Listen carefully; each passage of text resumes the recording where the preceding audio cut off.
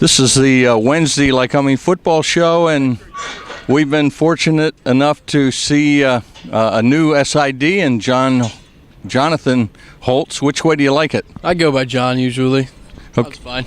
John's from up around West Point area. So tell us a little bit about your background, how you got here, and then I'd like to talk a little bit about Lycoming basketball. This is a big weekend for you. Big weekend.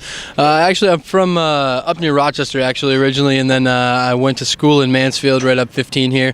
Worked there for an extra year after I graduated, and then last year I went up to West Point, worked up there with Army Athletics, and then just took this job here back May now. So I've been here since May. So.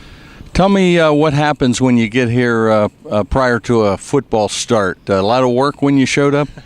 Unbelievable amount of work from all the putting the programs together and all that before the season starts, to driving coach down to media day and that kind of thing, and just trying to get all the bios ready and get everything set up for the year. It's an incredible amount of work. I don't think a lot of people really realize what goes into putting a football season on. Yeah, well, we have a first-class program, and it's been a pretty good year.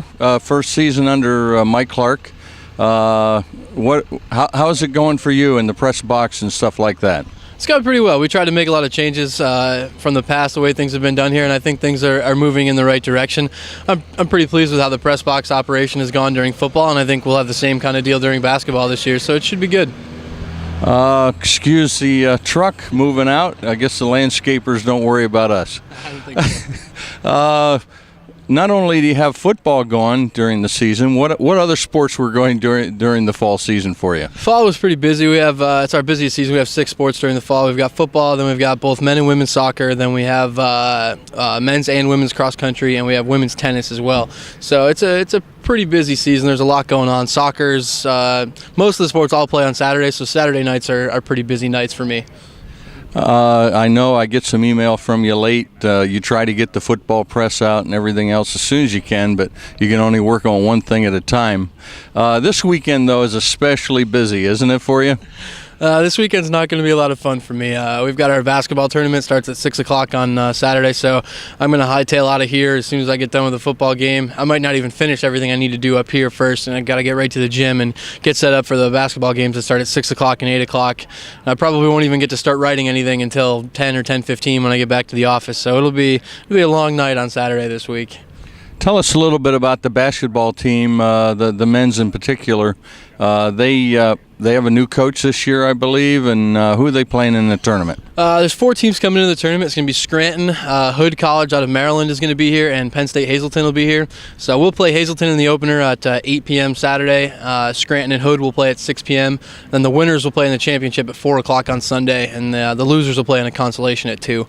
Guy Rancourt is the first-year head coach. He comes in. He spent a couple of years at Florida State, and he spent the last 5 years up at Stony Brook University, Division I school up in New York.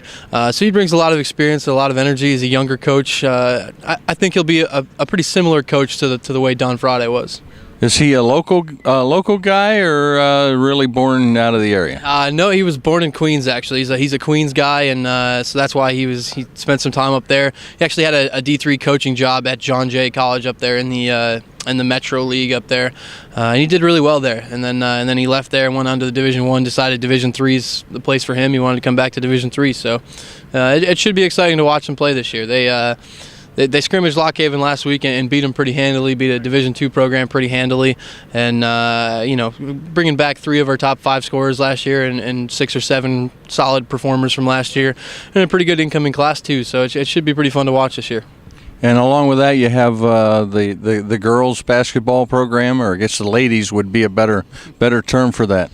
Yeah, the women's program will kick off next week. Actually, they're going to play on November 18th. Will be their first game. They're playing over at Penn College, so a little crosstown rivalry should be good. It's actually the first time they've played over there to start the season. Usually the game is at Lycoming. So Chris Ditzler's back, and actually all the ladies, all the top 5 scorers on the team are back from last year, and only one senior on the team this year. Andrea Cooper has actually started every single game of her career so far, so it looks like they could be pretty solid for this year and for next year with only one senior this year.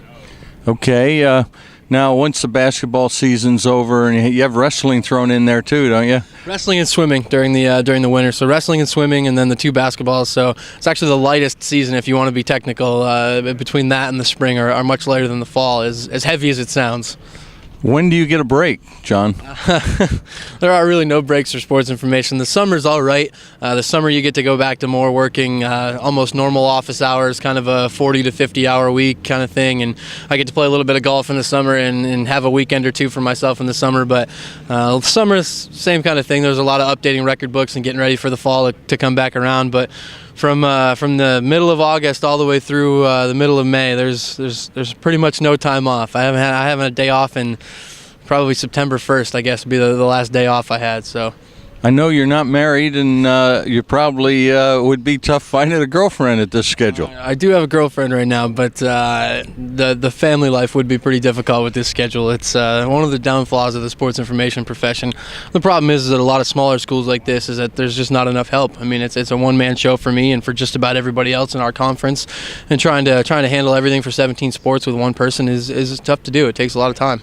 But I think you're lucky enough to get some good quality people from out of the school, intern types. I've got 8 or 9 student workers. I don't have any full-timers or full-time interns or anything like that, but I've got 8 or 9 student workers that are real good. One kid in particular, Jordy Hall, who's my go-to guy for football and for basketball this year. He'll be working the stats with me every game. So he's been a really good addition for me, and most of the kids are returners from last year, so they've got some experience. And I brought 4 or 5 new ones on this year, and they've been learning. They've been doing a lot of office work, putting programs together, that kind of thing for me. So it's a lot of help. There's no way you'd be able to do it without the student help.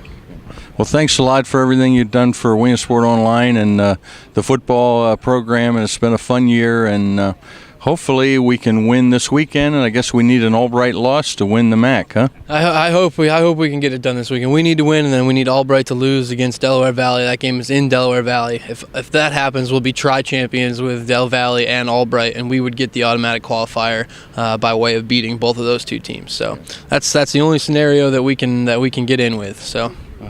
Well, thanks a lot, and good luck this weekend, John. Hey, thanks a lot, John. Jon Holtz from the SID from Lycoming College.